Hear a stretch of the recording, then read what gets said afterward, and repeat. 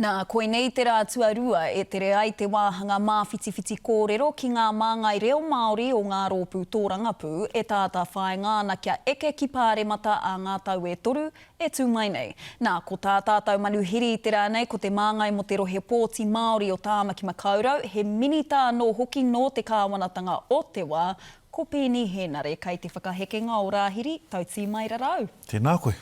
Taku pātai tuatahi ki a koe, e ai ki te rangahau pōti Colma Brunton a te reo tātaki, whātekau mā whitu pai hēneti te nui o te tautoko a te marea i te rōpū reipa. O whakaaro? Me kaua tātou e pōhehe kei rō pēke wēnei kōwhiringa pōti. Nō reira ki hei mātou e noho ana ki runga i te tūru mo te pōhehe nui. Engari, kua kite atu i ngā mahi oti a mātou. Koina tāku e mea atu ana, ko reira te take nui ke ake te taumata tautoko mō tōku pāti a te rōpū reipa. E toru tau kua hori, ana e anga atu ana ki ngā tau e toru kei mua i te aroaro. Hea ngā take nui e toru e mātā mua ana kia reipa i tēnei tau pōti?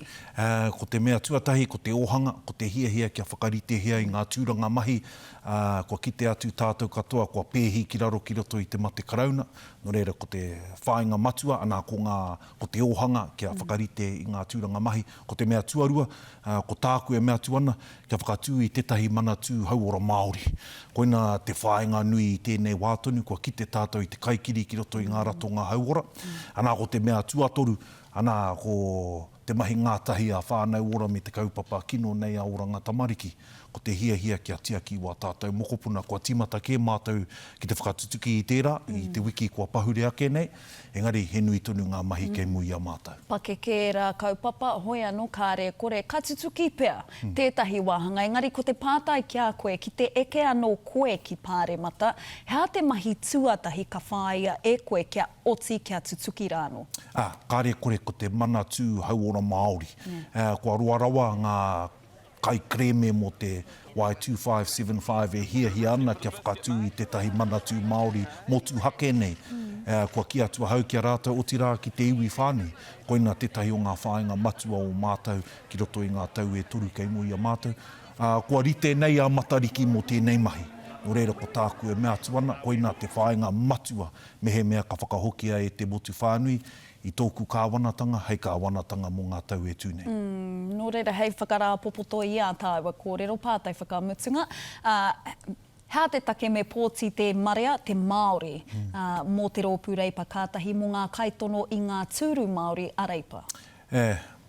Horekau he kōrero tu atu i te kōrero a tōku tupuna.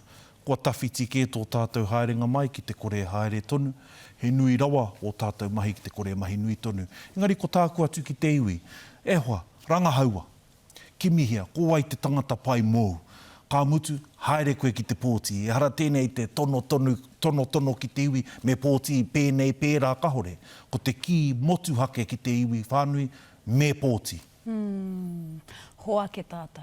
Me hoake tonu tātou. Ka pai, kei te whakamaunga kanohi o Ōtipuna, tēnā koe i o kōrero mo te haere mai, kururaki kia koe o tira kia koutou o reipa. Tēnā koe.